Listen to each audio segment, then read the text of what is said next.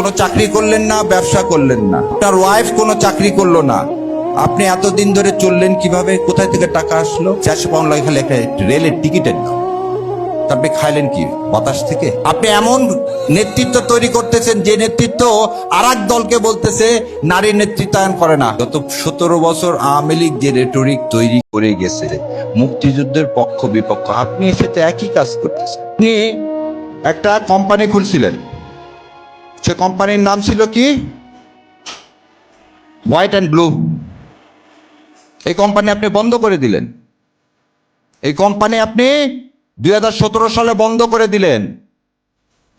তাহলে আপনি কোনো চাকরি করলেন না, ব্যবসা করলেন না, আপনার ওয়াইফ কোনো চাকরি করলো না, আপনি এতদিন ধরে চললেন কিভাবে? কোথায় থেকে টাকা আসলো? আপনি বলতেছেন বাংলাদেশ জামাতে ইসলামের আমিরে জামাত কিভাবে 3,20,000 টাকায় মাসে চলে। আপনি আপনার ভোটের ইয়াতে কি দিচ্ছেন জানেন? আমি দেখাই দিই, বলে দিচ্ছি আপনার। আপনি যাকে নেতা নির্বাচন করতেছেন সে বলছে তার মাসিক ইনকাম হচ্ছে, বাৎসরিক ইনকাম একক দশক শতক হাজার লক্ষ 6,76,353 টাকা। 1 পাউন্ড সমান 170 টাকা। 6 লাখকে যদি আপনি 170 টাকায় ভাগ দেন কত পাউন্ড আসে? 3,000 পাউন্ড। 3,000 পাউন্ডকে আপনি যদি 12 দিয়ে ভাগ দেন কত আসে? 400 পাউন্ড। 400 পাউন্ড লাগে খালি একটা রেলের টিকিটের দাম। আপনি খাইলেন কি বাতাস থেকে?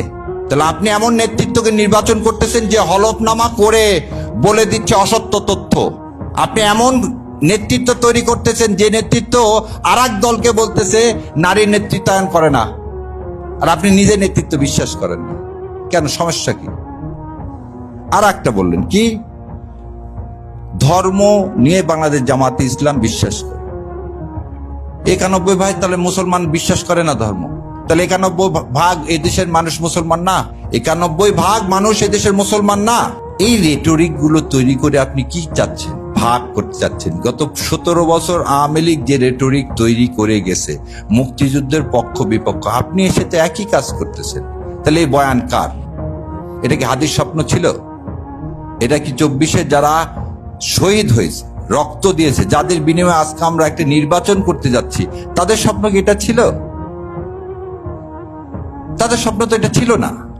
তাহলে এই স্বপ্নকে সত্য করতে গেলে আপনাকে কি করতে হবে? আরো একটা জিনিস দেখেন, মানে এই কথাগুলো বলি যে ওই ভাই চলে গেলেন, উনি বলে গেলেন না দুইটা কথা। আপনি 45 জন ঋণ খেলাপিকে নমিনেশন দিয়েছেন, তার মধ্যে 7 জন আর হাতে আছে 5,000 কোটি টাকা। 7 জন লোকের আছে কত হাজার কোটি টাকা? 5,000 কোটি টাকা। তারা এই টাকাটা কার? পাবলিকের টাকা। আজকে 3 জনার বলছে নির্বাচিত হলেও তাদের নমিনেশন ফলাফল কি করে স্থগিত রাখা হবে যতক্ষণ মামলা শেষ না হবে। কি কারণে জানেন? একজন 2200 কোটি টাকা নিয়ে বসে আছে, 1 টাকাও ব্যাংকে দেয়নি।